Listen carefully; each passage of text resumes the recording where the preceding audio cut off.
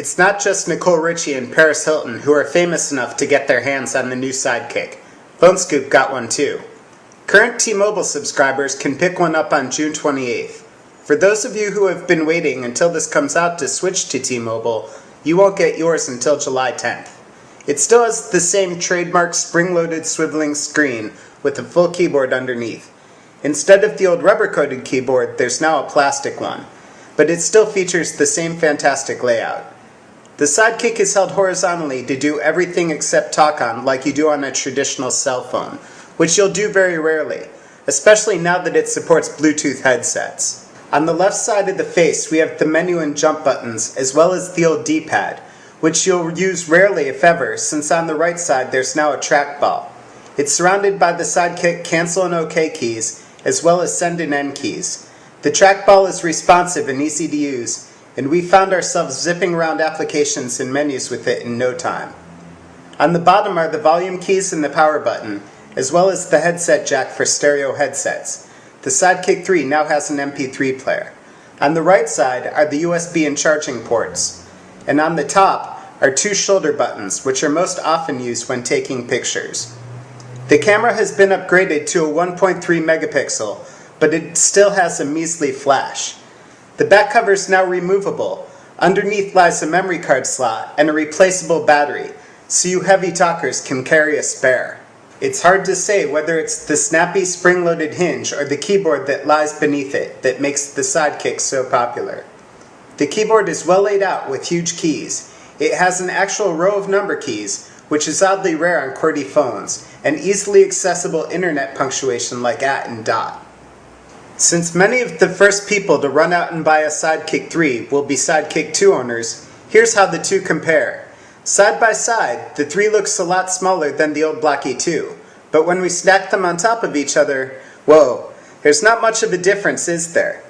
From the top they look the same, but you can see the 3 isn't quite as long. They're almost exactly the same thickness, but notice that the 3 is tapered at the edges. It doesn't have the PSP-styled grips like the 2. The big difference is the width. The 3 is much narrower, and you can really feel that when holding it in your hand. Our old battle-worn sidekick 2 doesn't spring open with quite as much force, but it's a smoother action. The 3 springs open with gusto, but there's a lot of rattling while it does. The keyboards and the keys are the same size and the same layout. We prefer the nice sticky rubber of the old sidekick 2 keyboard, but have talked to many others who prefer the smooth flow of the one on the 3. It's personal preference, I guess.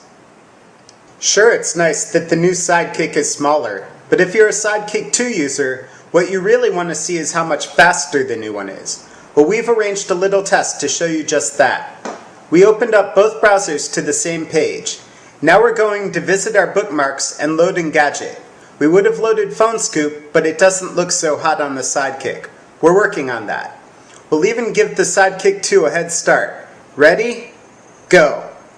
Now they're both off, asking the server for the same web page. No difference so far, right? But just wait. The server takes the same amount of time to process the site request, regardless of the network's data speed.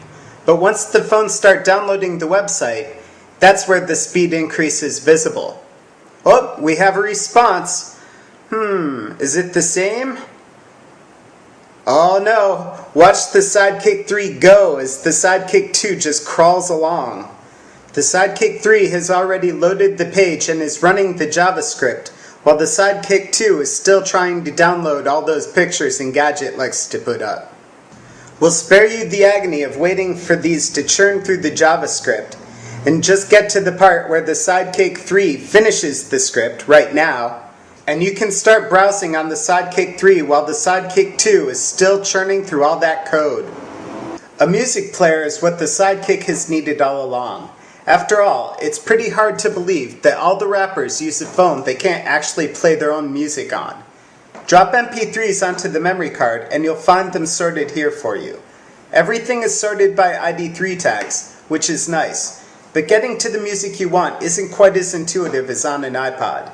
It takes an extra click or two to dig down and get the music playing, but once you do, it's pretty impressive.